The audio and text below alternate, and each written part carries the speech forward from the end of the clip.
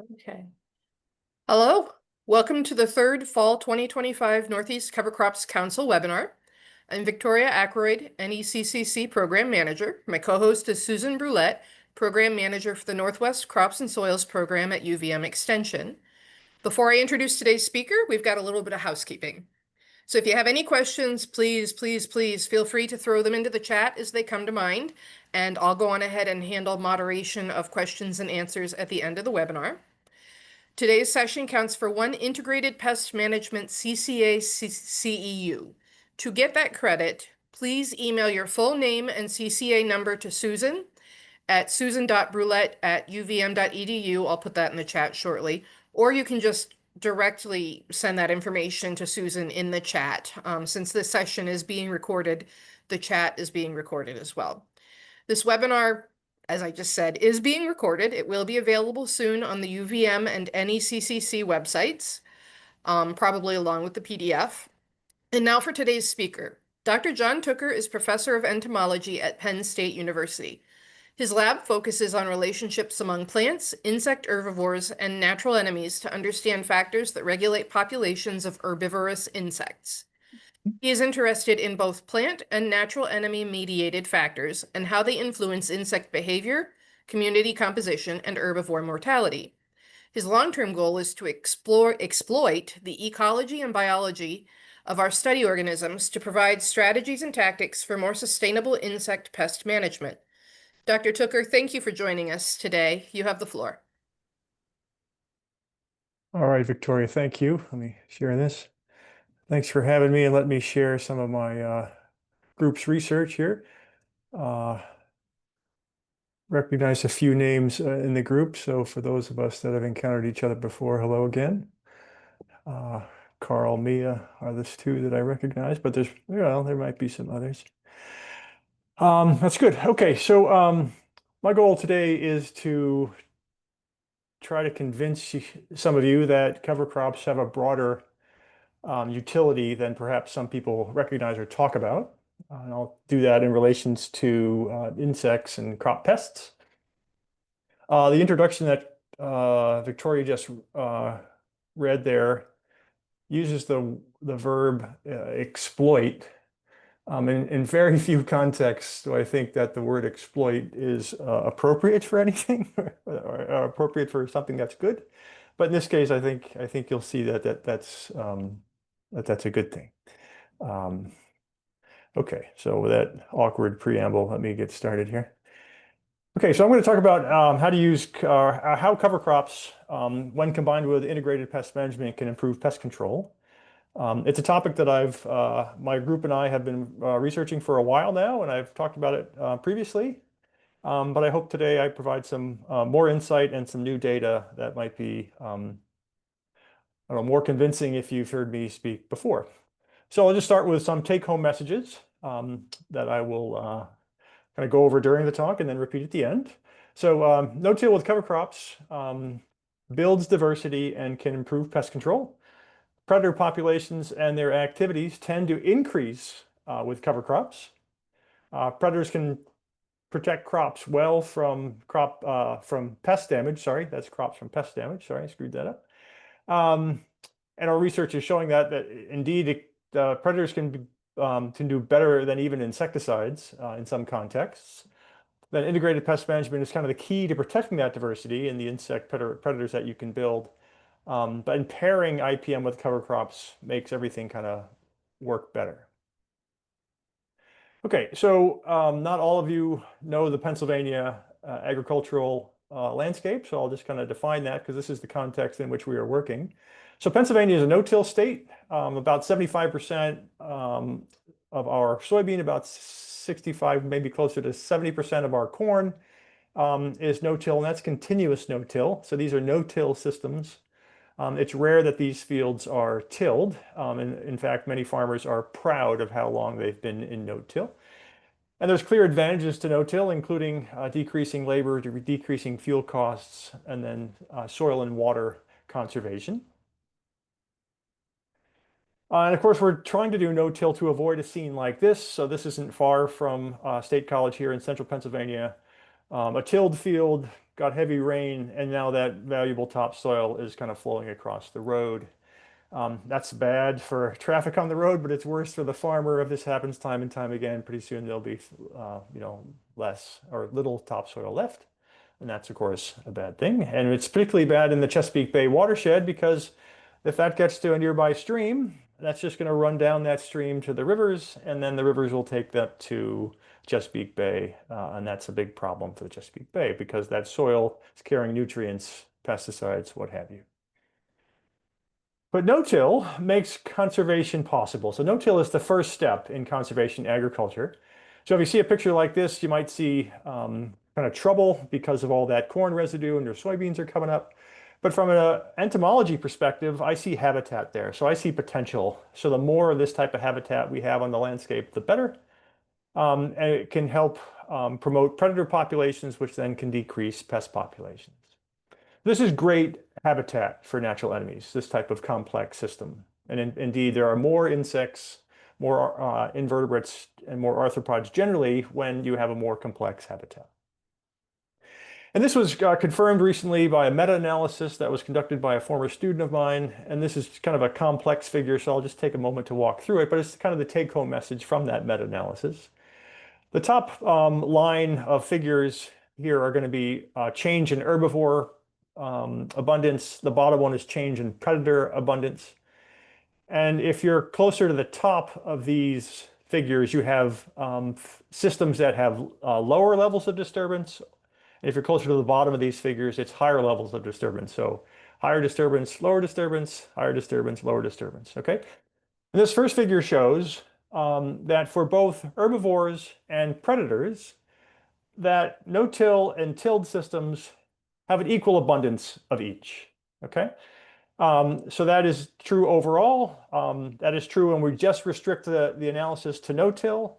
And it's still true when we just compare a no-till to full tillage, or we compare a medium level of disturbance, say like a strip till to a full tillage. So the number of pests and the number of predators tend to be the same in both types of systems. But if we look at more detailed, if we think about the soil-associated herbivores or the pests, and then the soil-associated predators, we see differences. Okay, so not with the herbivores. So the herbivores are still equal between these two types of systems, one that receives regular tillage and one that doesn't, and those that don't. But what we see on the predator side is there tends to be more predators with the less disturbance we have. And this is true for all soil-borne predators, or the ones that are specifically associated with kind of no-till versus tillage, okay? So we get more predators when we use no-till, but the pests remain the same. If we look at the foliar-associated animals, so again, the top are the herbivores, the bottom are the predators, you see we actually have more foliar-associated pests when we're dealing with a tillage system compared to a no-till system. So kind of more disturbance benefits foliar pests, whereas less disturbance benefits the predators. Okay, that's the take-home message from this meta-analysis. And that acts as a springboard. So we should expect to see more predators in these kind of no-till systems. Is kind of the take-home message for the moment. And then if we add cover crops on top of that, you can further improve that habitat. And what you can end up doing and there's your cover crop on the landscape, and you can end up building this kind of simple food web. Right, in this simple food web, you have all these interacting partners above the plant, but things are eating things, and that's going to benefit the plant because less things are feeding on the plant is the general idea, okay? And the real players in this system are insects, particularly ground beetles as pictured here. So ground beetles are in the adult stage in the lower right and the larval stage in the upper left. Both stages are predaceous. The larval stage is burrowing through the soil, often feeding on subterranean pests, whereas the adults are running around on the surface, often feeding on above ground pests, but the adults will take advantage of a crack in the soil to burrow down a little bit and grab something they can grab with their mandibles. So they're both kind of predating in both worlds, but the larvae are more predominantly subterranean and the adults are more predominantly on the surface. Importantly, ground beetles and rove beetles, ants, and some spiders will attack kind of the key pests that we worry about in no-till systems. So while I mentioned earlier that the abundance of pests in tilled versus no-till systems more or less the same, it's the suite of animals that changes. So black cutworm, true armyworm, wireworm, or slugs are kind of more common in no-till systems. And fortunately, the predators that we've been studying have a taste for these guys. So we have the right predator against these pests. And if you have a strong enough predator population, you can end up with this pattern, which is exactly what we're hoping for if we want to embrace natural enemies for pest control. That is, as the predator population increases across the x-axis here, the amount of feeding damage to our associated crop goes down. So this is just on the vertical axis is pest feeding damage as a proportion. You can see this strong negative relationship. As the predator population comes up, the amount of feeding damage goes down. And that's exactly what we want to see, okay? So this is what we'll focus on a bit today.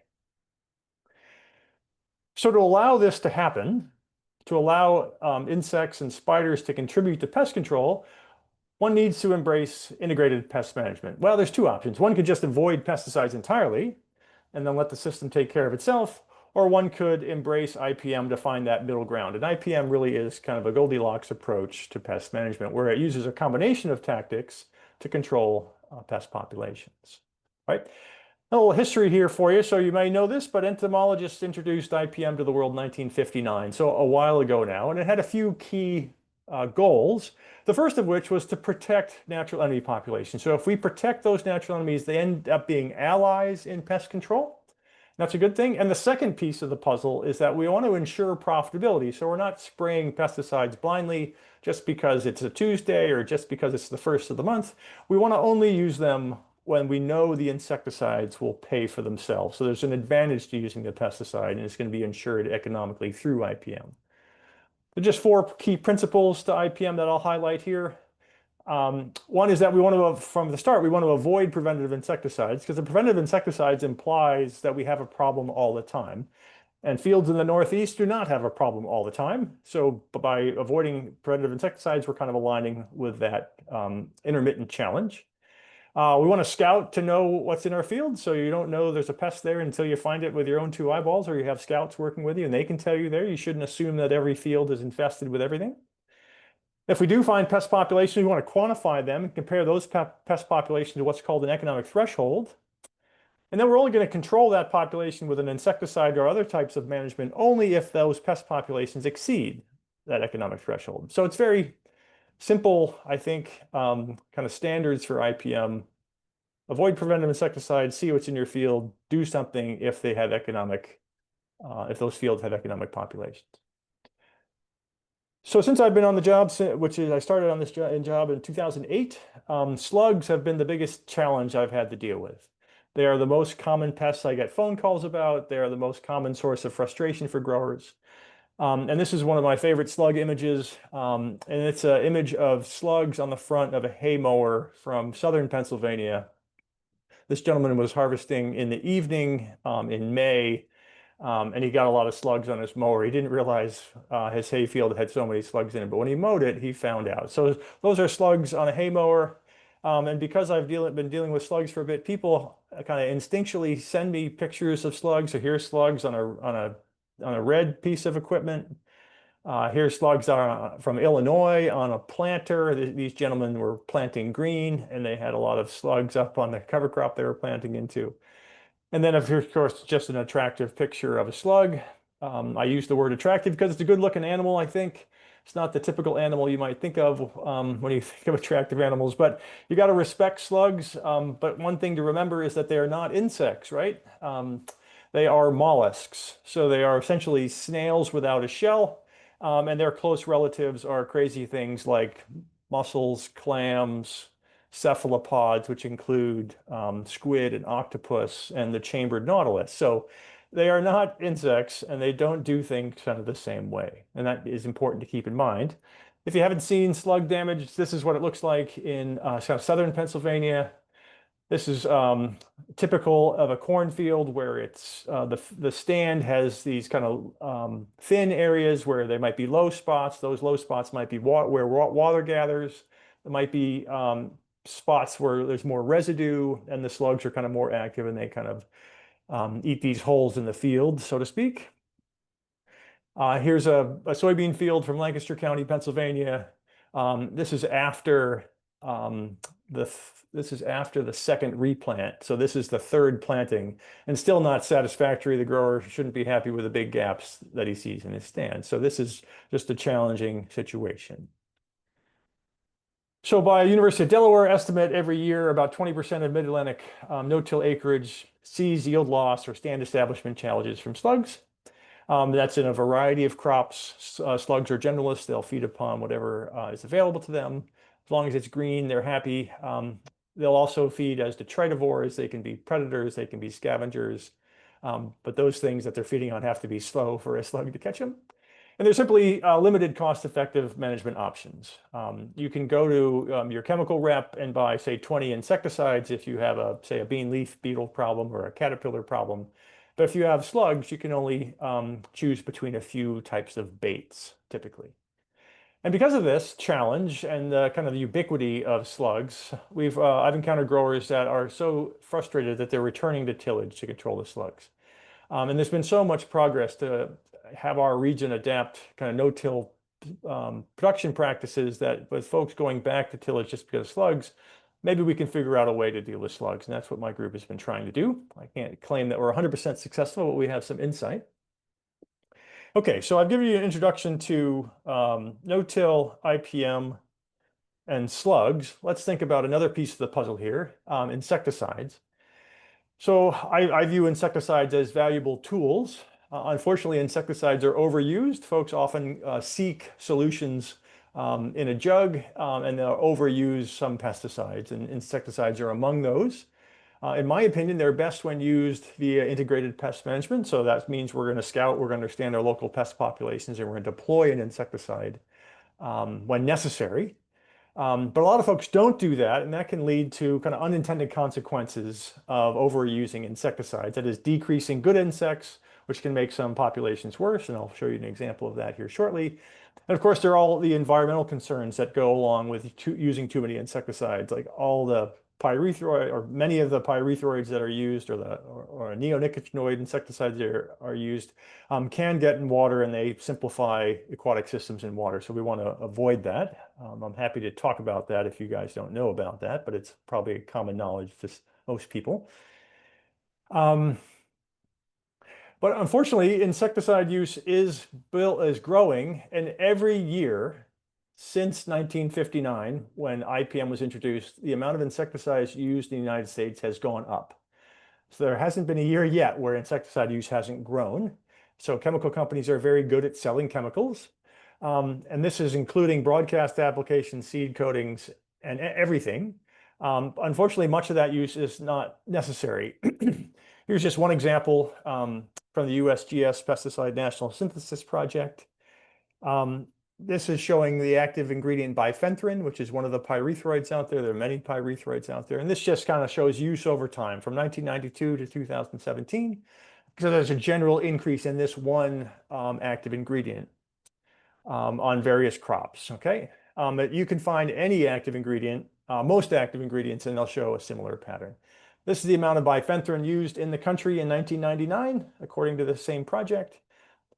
And then this is the amount used in 2017. So that increase is noticeable when you look at the raw data and map it, okay?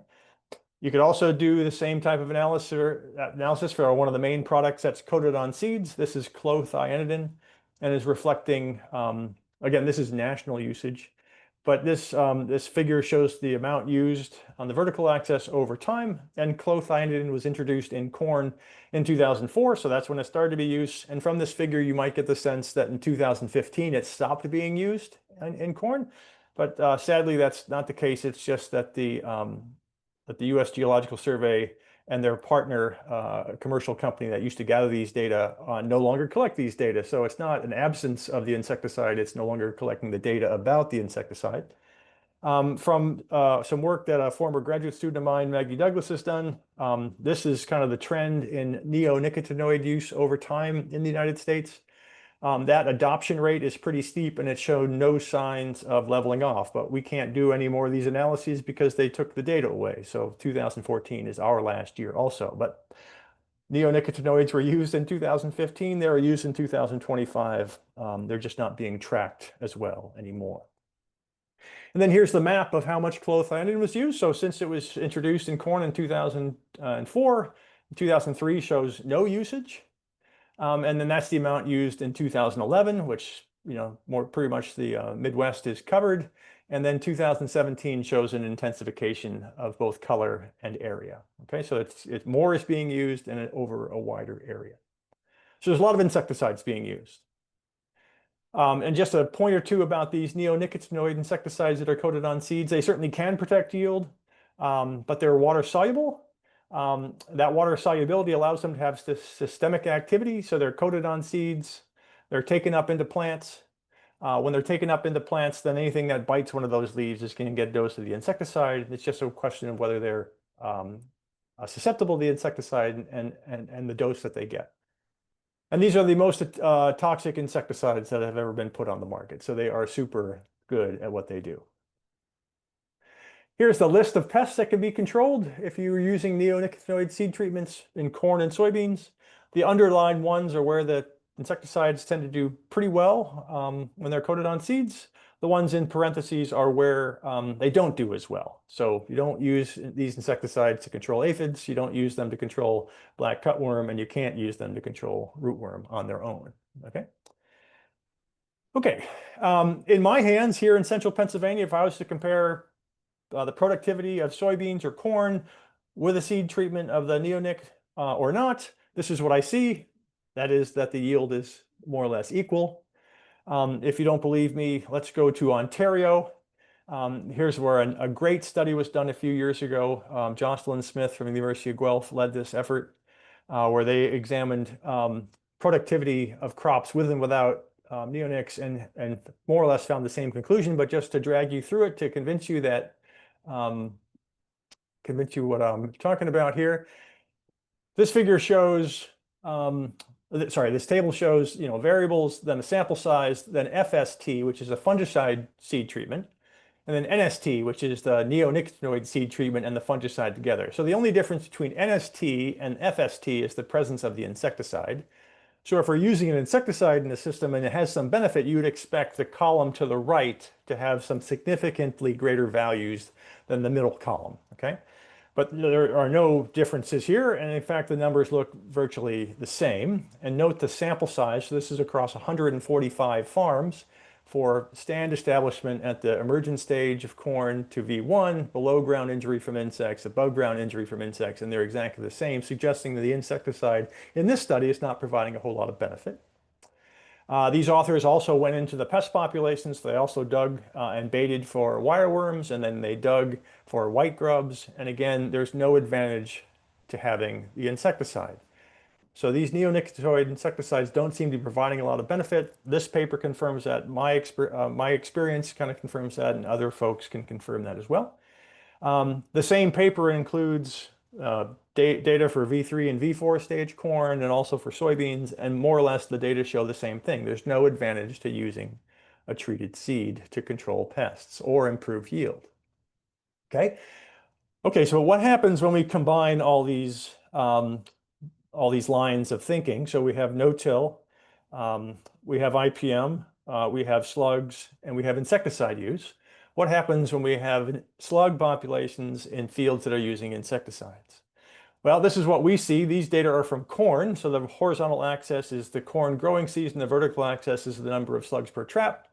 And we trap slugs by putting white shingles out into the field, and slugs just gather under them. They're a type of shelter trap. And what you see here is a greater number of slugs on average where we're using the neonicotinoid seed treatment compared to where we're using an untreated seed, okay? And that difference between the red line and the blue line is driven by predators, okay? So this is kind of a snapshot across the season of data. We've also collected data a few years ago now, more intensively in soybeans. And I'll just walk you through three figures here. The vertical axis here is number of soybean plants per acre. The horizontal axis is number of slugs per trap. And you can see, based on the color of the dots, where we have insecticides coated on the seed, we tend to have fewer slugs. Sorry, where the insecticides are coated on seeds, we tend to have more slugs and soybean yield is lower. So the number of plants per acre is lower, and that corresponds to yield, of course. So slugs are bad for soybeans is what this figure shows. But if we have more slug predators out there, we get more predation. That's a good thing. So we see a positive relationship between the number of slug predators per trap on the x-axis, and the y-axis shows the amount of predation. So to test predation here, we take routinely every summer we do this, we take waxworms, which are little caterpillars that we can buy in big numbers, and we put a pin through their back end, and we put that pin into the soil, and we see what comes and eats them. And the proportion of those that are killed is a measure of predation. Okay. So in this figure, we're seeing the number of slug predators versus predation. So as the number of slug predators goes up, predation goes up. But on average, where we have the insecticides coated on the seeds, we have fewer slug predators and we have less predation. Okay. And then where we have more predator activity, we get fewer slugs. So those animals that are attacking our sentinel caterpillars also attack slugs. And that's evidenced by this figure. So as predation goes up, this proportion killed goes up, the number of slugs under our trap goes down. So the more predators, the better, and they can control things even as slimy as slugs. Okay, so more predators, fewer slugs. The influence of that we found of insecticides coated on seeds on slug populations is kind of reflected also in data from another continent from a few years after our work that showed that broadcast applications of insecticides flare slug populations. So this has the same mechanism. These broadcast applied insecticides, in this case chlorpyrifos, kills slug predators, then you have more slugs. So the vertical axis here is slug abundance. The horizontal axis is time. The green line is an untreated plot. The yellow line is a pyrethroid that doesn't have a strong influence on predator populations. The chlorpyrifos here is a hotter chemical, organophosphate, that the EPA has been trying to ban for years. Not surprisingly, it's pretty good at killing all kinds of things. So where we have fewer predators, we get more slugs. That's what this figure is showing. So it's just reinforcing the same message that was shown with our treated seed data. So the bottom line for farmers, and when I talk on the extension trail, I encourage farmers to manage for the pests that they have. If slugs are their main concern, and they're a perennial concern, then the insecticide isn't doing much. It's actually working against you. So preventative insecticides, whether it's applied to a seed or broadcast across the field, can make those slug populations worse. It can also, just as an aside, can disrupt other natural functioning. So pest control is one of these things. We have research showing that those unnecessary applications of insecticides also slow decomposition. So where you're using insecticide regularly, residue stays around longer because it's not decomposing as fast. And that slowly decomposing residue can harbor slugs, and there's kind of a positive feedback loop where you have more residue, you have more slugs, but where you're using insecticides, you have more slugs. So there's kind of two things going on at once. Okay. And there's probably other effects happening, but we haven't gotten around to figuring all that stuff out. So, and this is where I start to get into the cover crop piece. So our research, our kind of ongoing research, has been showing that if you have a diverse rotation with cover crops, then pest populations will come down, in part because of the natural enemies that are gained in that system. And those natural enemies then work against the pest population. So the Diversified Dairy Cropping Systems Project has been going on since 2010. It's led by an agronomist named Heather Karsten. And in this project, we've been comparing different types of rotations. We've been comparing these longer rotations, 6-year rotations that are pretty diversified, to a simple corn soybean rotation with no cover crops. And from a kind of an insect slug management perspective, these simpler rotations are seeing our preventative approach. So we're seeing, we use BT seed for the corn, we use seed applied insecticides for both the corn and the soybeans, and we put a broadcast pyrethroid out shortly after planting, which is what a lot of growers do. And then those longer rotations, we're using IPM. So my students and I, we scout these plots. If we find pest populations, we quantify them. If they are above the economic threshold, we apply the insecticides as necessary, but we're not using BT corn, we're not using seed treatments. And just to cut to the chase, the pests have been worse over this long-term experiment in this simplified rotation where we're doing preventative actions. And this is the key, oops, there it is. Computer was thinking a little bit. This is the kind of the key figure that reveals what's driving the differences. So the vertical axis here is the number of slug predators per trap per day over the first 6 years of the project.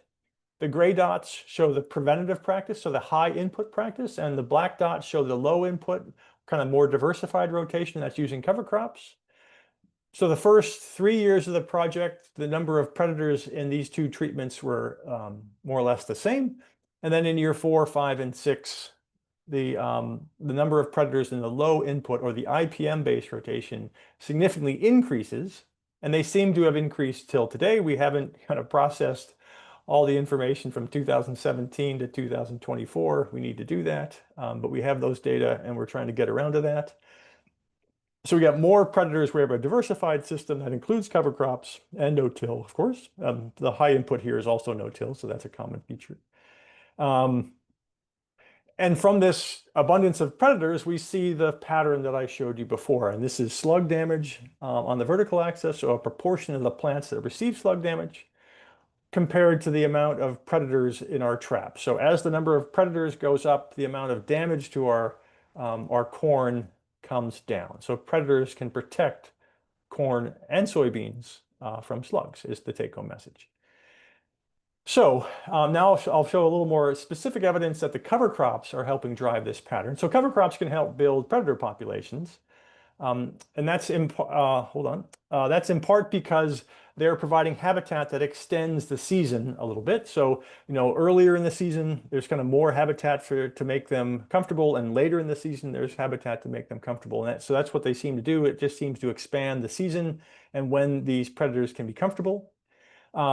We've done a series of 3-year experiments that have shown the benefits of cover crops. Here's the first figure I'll show. This is at the end of a 3-year experiment. That was a corn soybean rotation with cover crops or without. The vertical axis here is just ground beetle activity density, so it's more or less a measure of ground beetle abundance.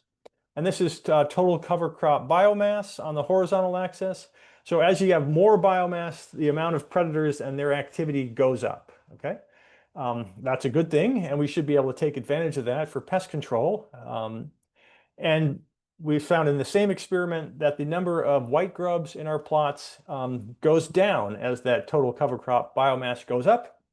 The number of white grubs, the amount of white grubs in a given area, so the white grub density kind of goes down as cover crop biomass goes up. But this is an indirect effect, so there's no reason to believe that cover crop biomass is directly influencing white grubs. Our data suggests that white grubs are being decreased by the number of predators, and those predators are responding to cover crop biomass. Okay. We've also started to explore planting green. So planting green is a increasingly popular practice of establishing a cash crop into a standing green cover crop, which is why it's called planting green. People in this state have been planting green forever. There are some individuals that started planting green back in the 70s, but more and more people are curious about it now because this type of cover protects even better against erosion, and raindrops rarely hit bare soil, so there are more and more farmers interested in this. You can plant green with rolling, or you can plant green without rolling. Some of the gentlemen I've talked to that will roll kind of lay out the benefits that are on the upper right portion of the screen. One of the other benefits is that when you roll, you don't need as much herbicide, and you can save money on insecticides because you need to be committed to IPM to use a system like this. You don't need insecticides preventatively. And this habitat drives your predator population. So you kind of get 3 benefits from this type of system when it comes to predators and slugs. One is that, well, and pests generally, one is that this thick thatch prevents weeds from emerging as well. So you can decrease your herbicide use, as I mentioned. Second, it provides great habitat for natural enemies. So in fields that are farmed like this, you have more natural enemies than fields that are where you have planting green that is just standing, or where you don't use a cover crop.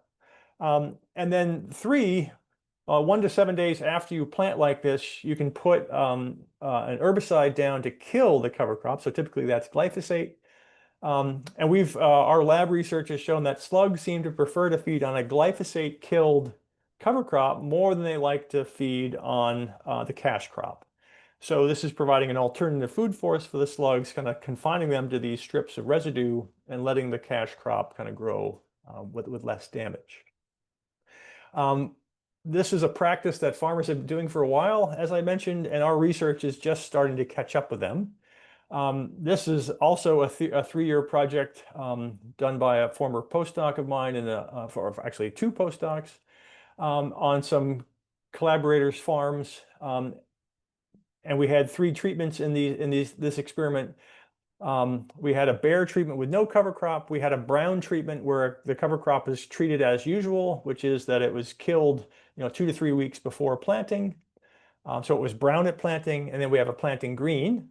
And you can see across 3 months, June, July, and August, we consistently get the most slugs in the bare plots where we're not using cover crops compared to where we are using cover crops, and the planting green tends to be the lowest.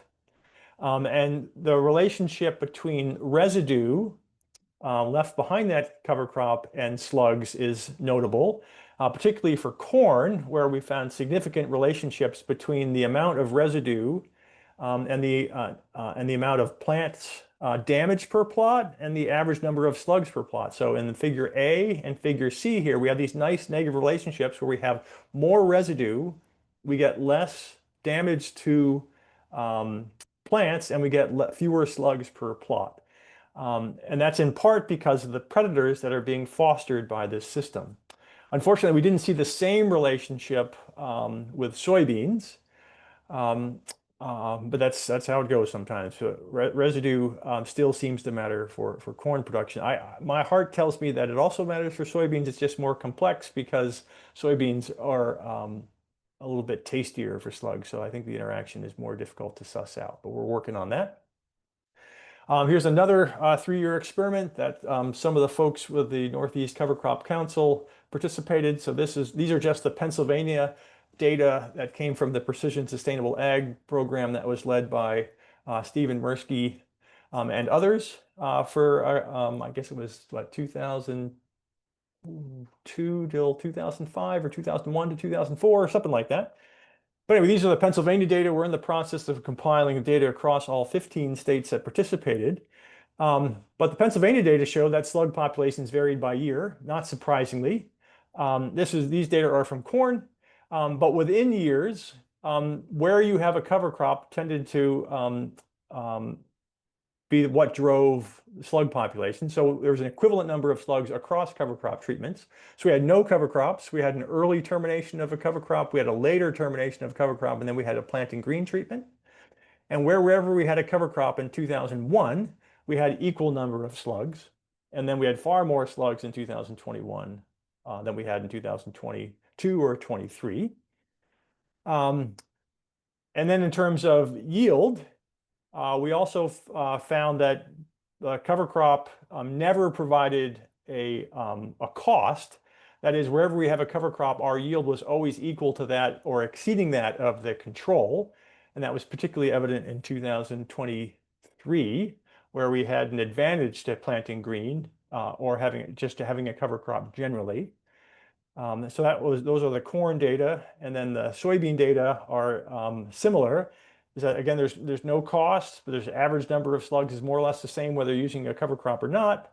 So there are only benefits, and we only had 2 years of soybean in this experiment, and not all the sites used soybeans, but we did. So in 2022 had fewer slugs than 2023. What I neglected to include here just because of time, I'm hoping to be done here in just a few more minutes, so I didn't include that. But you see far more predators in the soybean plots than the corn plots, and there's a relationship there. But we certainly are driving predators with these levels of cover crops. Okay.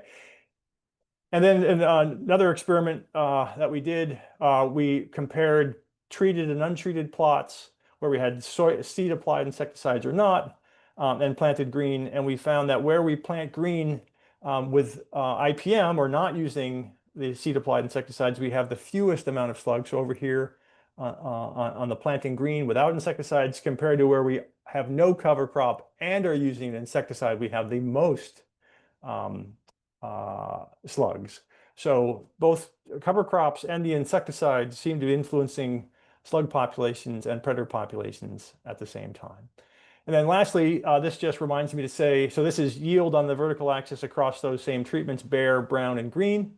You can see there's, for this particular year, there was a little bit of a drag on yield when these farmers were planting green. But I'll add that the more farmers do this, the less that yield drag is evident. And in fact, for the practiced folks, this goes away completely. But this was the first year of our project. I just want to note that there can be a yield drag, but the more practice, the better. So, and some of these growers that do this, if I give an extension talk, I often invite them to talk alongside me. So this is Lucas Criswell talking at a field day in Clinton County, Pennsylvania. I was invited to talk. Lucas lived down the road. I invited him to come because his messaging is more powerful than mine. I can kind of explain the science of it. He can explain his philosophy and the logistics of it. And together, I think we have a pretty effective message that this is an approach that's kind of unconventional, but has clear advantages when slugs are your main concern. And just a pretty picture to say that all our research has been done with cereal rye as the cover crop, but other folks are exploring other cover crops. This gentleman from Western Maryland has a thing for crimson clover, in part because it's so pretty at planting time, so he plants pink rather than planting green. Okay, so there are my take-home messages, which I covered at the front. But again, no-till with cover crops builds diversity and can improve pest control. Predator populations and their activity tend to increase with cover crops. And then predators can protect crops from pest damage, not crop damage. That doesn't make any sense. So predators can protect crops from pest damage. That's what happens when you hurry. And then integrated pest management is kind of the key to protecting that diversity, and pairing IPM with cover crops kind of makes both efforts far more useful. Okay. So I'm happy to take any questions. I was asked to leave about 15 minutes for those, and that's what we got. So I'm at 12:45, Victoria. So I'll stop sharing and I'll be happy to be peppered with questions. You nailed it, John. Thank you so All right. much. My pleasure. So we do have one question that was typed into the chat, and folks can either type other questions in or you can just plan to unmute yourself, but we'll start here. So is there a greater financial cost to the farmer who is not using insecticides to meet those same yields? The data shows that the yields can be equal, but what about the financial costs? And so I think this goes back to the kind of beginning of your presentation where you were talking about stuff like the fungicide seed treatment alone versus fungicide plus neonic and no differences in Canada. Right. So yes, so that is a glaring oversight so far in our work, is we haven't roped an economist into our effort to to find out what the bottom line is. But certainly, if one adopts, so Victoria, the specific question was, it seemed like a negative question. So can I wrap Is my mind there around a it again? greater financial cost to the farmer who is not using insecticides in order to get the same yields? The data shows yields can be equal, but what about the bottom line? Yeah, I don't think so, because there's going to be for the folks that are using preventative approaches, they're going to have that annual cost of the insecticide, annual cost of, say, BT seed, for example, which is more expensive. Whereas if you're using IPM, you should have lower costs, because there would only be a periodic need for a rescue application of an insecticide when a pest population gets under control. But once your system is established, those predators should be doing the job and they're working for free. So I would think that there would be a greater financial cost to the folks using preventative over time. Thank you. You're welcome. So with that said, would anybody else like to unmute and speak up and ask a question? I don't see any other questions right now in the chat. Yo, Hey, this Ken. Ken. Yeah. So I love the presentation. Really fascinated about the neonic seed treatment and slugs. I remember seeing that once before, and I was trying to explain to somebody, and they were like, "Now what's this again?" I said, "Well, this is how I understand it." But so on the planting green, of course, we're a little further south, so we get a little hotter, a little drier, faster.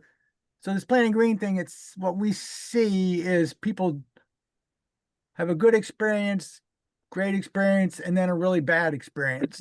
when the weather goes against them. It's not so much a pest thing, it's more of a water competition. And then Yep. the N rate thing too. So we have pretty rigid nutrient management guidelines. And the N dynamics in the soil, when you let that rye grow right till you plant the corn, there's a change in the N soil patterns that initially are I mean, I think across the Midwest, I mean, people see this yield drag problem with cereal cover crops. And a lot of times it seems like it's an N problem. So do you ever incorporate that into your sort of equations? Well, certainly for the experiments we've done most recently, we've had folks that have been considering the nitrogen piece of the puzzle. But I don't have those data and I don't remember the conclusions. But yeah, there's no doubt that this is a many layered challenge. And to your point, I see planting green as an opportunity, but the conditions need to be right. So if it's a really dry spring, uh, you'd be foolish to keep the cover crop growing because it's just going to suck more and more moisture out of the soil, and that could make kind of crop establishment challenging. So the gentlemen that I work with that do planting green, it's a dynamic situation. Some years, I mean, they try to do it every year, but some years it just doesn't make any sense. And in terms of the nitrogen piece, yeah, my colleagues have other data to speak about that. I can't speak about that intelligently for you, sir. If there's a Yeah. specific question, we might be able to Well, find a way back to you. the other thing is, you have a lot of dairies which Yep. tend to be enriched in nitrogen. There's a lot of manure application. So the soil N status tends to be higher. Like we have a lot more just straight cash grain. Okay. So, they're leaner from a nitrogen standpoint. So we might hit that problem faster than you would in a dairy where soil N is generally a little more favorable from a plant standpoint. Yes. Good point, sir. Yep. But yeah, thanks. Really enjoyed the presentation. Thank you, sir. Thanks, Ken. David, I see that you've turned your video on, which is Yeah, I certainly did. cool. Hi. Do you have a question? I guess I'm a wannabe farmer and a farmer, but I want to better understand the process of going from a corn crop to, say, a soybean crop, and how does the cover crop process work? Do you roll the corn that's been cut with a 6 to 8 inch standing stem, or what? How do you do this? What's the process? Okay. Well, I guess I would say just as a preface is that the farmers that tend to do this tend to be happy to share. So there are folks, kind of professional planting green folks that'll be happy to chat with you. And one source of those people is the Pennsylvania No-Till Alliance. Okay. And if you visit the website of the Pennsylvania No-Till Alliance, you can All see right. all their board members listed, and they have their names and their telephone numbers. Those Right. folks would love to hear from a person who's interested in planting green because they're kind of into it. And if you All right. happen to call one of these folks and they don't plant green regularly, they're going to be the one who knows like who's the best person to call. So that's a Right. resource for you. But Yeah. just generally to lay it out. So, after you harvest that corn, I think this is what you were asking. After you Yeah, that's harvest that it. corn crop, presumably it's early enough in the year where you can put cereal rye in, Yeah, and you that's a establish problem. cereal rye as a cover crop. And then the next spring, you will, if it's, depending on its size and everything went well, you would use your no-till planter and you would plant right into it. And the Oh. planter setup is important. So that's Mhm. not something to overlook. And you would plant right into it. And some folks have invested in what are called rollers that go on the front of every row unit. Right. Other folks will use, say, a roller crimper on the front of their tractor, and then they'll, of course, be pulling their planter with the Hmm. back of the tractor. And then Yeah, other that would folks, start to make sense. yeah, and other folks will dispense with the rolling altogether because they don't want to make that investment, and they'll just plant straight into the standing cover crop without rolling it down. So Ooh. there's a few options there. And then 1 to 7 days after planting, they would hit the cover crop, again, typically cereal rye, with glyphosate, and then that would slowly die. Hmm. That slow dying cover crop seems to play a role in slug preference, as I think I mentioned earlier. Yep. Hmm. So a cover crop that was killed with something that's a little bit more aggressive might not get the same benefit because Right. slugs like protein, and there's more free protein in a plant being killed by glyphosate there than there is in, say, a plant that's just cut. Yeah. Awesome. It's a We like a have to plant notice a- physiology thing. Go ahead, sir. Happened Sorry. to really notice a real high concentration of slugs this year versus the last few years. Horrible, horrible. And related to that, first off, thank you, John, for answering why Mhm. glyphosate makes the cover more attractive. I was wondering if it was like ketchup for the slugs. Mhm. But Patrice is curious, how can we introduce more predators in a field with a high population of slugs on an organic farm? Okay, that's a challenging one. Mr. Ring, were you all done asking Yeah, questions? I'm all set. Yeah, that Okay. was a very good answer. Thank you. Oh, you're Thank welcome. you. All right, so a nuance that needs to be remembered is that these are naturally occurring predators. So you can't go to a big box store and buy them. You can't order them on the internet. You have to grow them. And it's the way that you farm that brings them in. So on a organic farm, my guess would that you have a surplus of these things already because of the diversified nature of most organic farms. But the one limitation of organic farms is the tillage, right? Mhm. So tillage works against soil-based predators. Tillage works against slugs. So I haven't run across a situation where slugs are a big deal in organic production unless it's no-till organic. But in no-till organic, or heck, even regular organic, you have most of the qualities of that should promote predator populations. I mean, that's what makes organic kind of work, is all the predators that are running around. So if you're tilling and have slug problems, you must be growing something like um, strawberries, and then the slugs are underneath the black plastic or something like that. But I don't know. I could use more information, but you should have ample predator populations in organic production systems. Thank you. Mhm. So Patrice, if you want to speak up and maybe provide some more detail, we do have 5 more minutes, or if anyone else has questions, by all means. Just as a final reminder, if you do need your CCA CEU, please either throw your name and number in the chat for Susan or email it to her, and her email address is in the chat. As is, I threw in the Pennsylvania No-Till Alliance Oh, great. website. Thank you. Good, thank you. Yep, you're welcome. Other questions?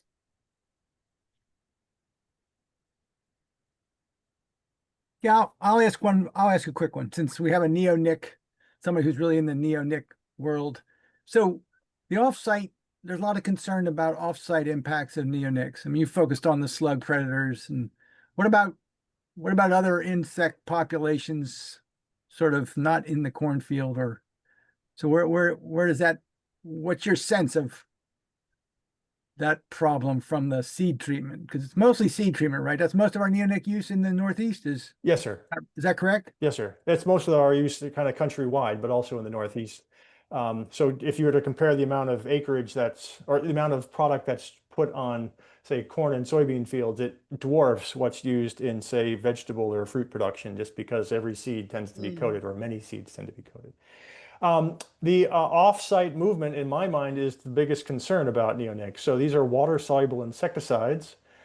Research has shown that when a seed is put into the ground, only, say, about 2% of that active ingredient goes into the plant, which means that 98% stays in the soil and is vulnerable to leaching. And neonics run downhill. So I've encountered colleagues that have done kind of strip trials with the benefits of neonics or not on sloped ground, and that they just, because of randomization, they have untreated plots below treated plots, and they're all treated essentially because of the directions that neonics tend to flow. But research has shown that field side vegetation that receives that flow and then absorbs those neonics into their system, into their vasculature, have fewer insects, and those insects and those plants get fewer visits from pollinators. So it happens with herbaceous vegetation, it happens with the woody vegetation. And if those waters end up in streams, then those insecticides simplify in-stream populations of aquatic insects, which are kind of the part of the food web for birds, bats, other wildlife. So yeah, it's a big concern. It's one of my arguments for using IPM, is recognizing that all insecticide use isn't innocuous. Indeed, a lot of insecticide use is problematic, but we just don't see it on a daily basis. Like you might drive across your farm and see birds and animals flipping around, and it looks like they're normally abundant. But if you were to do a kind of a long-term study, you'll probably see fewer insects in your streams, and that's going to lead to fewer insects feeding birds on your property, etc. So that's a clear problem, sir. Yeah. Well, I mean, it totally makes sense what you're saying, right, at the conceptual level. Mm-hmm. But when you get down to it, is that sort of established? Is that as the kind of studies that you're talking about in theory, have they actually been done where I'm not talking about the plot to plot thing, I get that, but sort of the offsite, because these are really small amounts of, I mean, I know it's really high test stuff, but they are very small quantities per acre relative to a lot of things we use. So I just Right. Yeah, you're not wrong, sir. But it's small quantities of some of the most toxic insecticides that have ever been developed. yeah. So that and being water soluble, that kind of works against. So yes, the studies have been done to show that there are kind of fewer. And yeah, so let me be cautious here. There are studies that have been done to show that neonics simplified aquatic systems. There are studies that have been done that show that there are fewer animals, fewer insects on wild kind of native plants that have absorbed neonics. So all that stuff has been done. Where things get a little bit murky is that there's a general insect decline issue happening where there are fewer insects in the world now than there were, say, 30 years ago. And there are multiple causes for that. So it's not all neonics. It's also habitat loss. It's also climate change. So there's a number of factors. But the mechanistic work has been done to show that neonics simplify arthropod communities. So there's no doubt about that. But the broader or the longer term issues are more difficult to pinpoint one cause when there are these multiple causes. Right. Does that Okay. make Well, hey, sense? thanks a lot. Maybe I'll email you offline, and Yep, maybe you that's can fine. point me towards a couple things. That's fine. All right. Yep, Please thanks. do. I did throw Dr. Tooker's email address into the chat, and I also threw his lab's website into the chat. That's one of the more interesting researcher websites I've ever come across. You should definitely check it out. I hate to cut the discussion off since we have finally got rolling with the discussion, but I am going to finish us off with one quick question, the last one in the chat. So, Dr. Tooker, John, you've just talked a lot about how nasty neonics are. We have a question about, is diamide seed treatment similarly nasty? They switched to those in Quebec. Right. Right, so diamides are a newer class of insecticide that is also water soluble. They have a lower level of water solubility compared to the neonics, so they should stay put a little bit better. And diamides have a kind of toxicity profile that's different than neonics. So they are kind of more active on sucking insects and caterpillars than they are a broad suite of things. That all being said, I have not seen the equivalent work done with diamides that has been done on neonics to establish kind of how much they move, whether field side plants will absorb them, whether trees will absorb them, and if they are absorbed in those types of plants, what the repercussions are.